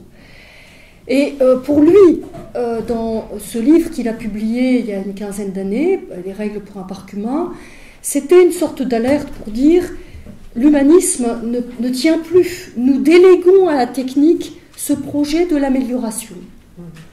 Et là, c'est là que ça rejoint mon questionnement et ce que j'essaye de dire depuis le début, c'est le fait que si nous déléguons à la technique, il va falloir faire une technique humaine, comme l'humanisme, essayer d'intégrer l'humain dans sa démarche. Or, c'est pas si sûr qu'elle ne soit pas juste automatique au sens de l'autonomie de la technique que développent certains, ou en tout cas de quelque chose qui n'est que fascination. Et dans ces cas-là, il n'y a plus d'humanisme technologique. Ça, c'est le titre d'un livre aussi, ça, l'humanisme technologique. Donc, le point est bien d'aller voir ce qu'il nous reste à travailler, sans doute, qui est de rendre, et ce que j'essaye de dire depuis le début, d'aller visiter les projets techniques pour les mettre en démocratie, c'est-à-dire en communauté et en choix partagé. Parce que sinon, le risque n'est pas que la technique, c'est pas qu'elle soit bonne ou mauvaise, c'est simplement qu'elle ne soit pas à l'image de ce que nous voulons pour demain.